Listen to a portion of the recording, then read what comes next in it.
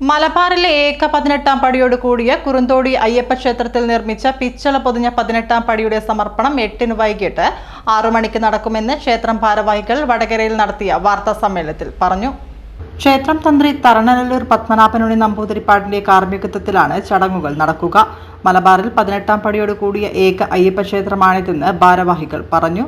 മുൻ ശബരിമല മേൽശാന്തി ജയരാമൻ നമ്പൂതിരിയാണ് ക്ഷേത്രത്തിന്റെയും 18-ാം പടിയുടെയും ശില്പി. 2016-ൽ പ്രതിഷ്ഠ നടന്ന ക്ഷേത്രമാണിത്. ശബരിമല ഉത്സവവുമായി ബന്ധപ്പെട്ടാണ് ക്ഷേത്ര ചടങ്ങുകൾ നടത്താറുള്ളത്. എല്ലാ വർഷവും ശബരിമല മേൽശാന്തിമാർക്ക് സ്വീകരണം നൽകുന്ന ക്ഷേത്രം കൂടിയാണിത്. മലമുകളിലാണ് ക്ഷേത്രം സ്ഥിതി ചെയ്യുന്നത്. ശബരിമലയിലേതുപോലെ അതേ അളവിലും ഉയരത്തിലുമാണ് 18 പടികൾ നിർമ്മിച്ചത്.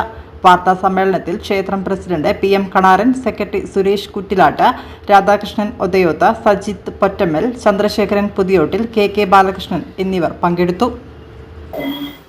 18-ാം പടി സമർപ്പണം സംബന്ധിച്ച പത്രസമ്മേളനമാണ് ഇത്. കുറുന്തോടി ശ്രീ അയ്യപ്പ ക്ഷേത്രത്തിൽ പുതുതായി നിർമ്മിച്ച പിച്ചള പൊതിഞ്ഞ 18-ാം പടിയുടെ സമർപ്പണമാണ് ഡിസംബർ 8-ാം തീയതി ഞായറാഴ്ച വൈകുന്നേരം 6 മണിക്ക് ക്ഷേത്രം തന്ത്രി ബ്രഹ്മശ്രീ തരണനല്ലൂർ പത്മനാഭനുണ്ണി നമ്പൂതിരിപ്പാടിന്റെ കാർമ്മികത്വത്തിൽ നടത്തപ്പെടുന്നത്. മലബാറിൽ 18-ാം പടിയോടുകൂടിയ ഏക അയ്യപ്പ ക്ഷേത്രമാണ് കുറുന്തോടിയിലുള്ളത്. ശബരിമലയിൽ വർഷം തോറും പുതുതായി തിരഞ്ഞെടുക്കപ്പെടുന്ന മേൽശാന്തിമാർക്ക് സ്വീകരണം നൽകാറുള്ള ക്ഷേത്രം കൂടിയാണ്.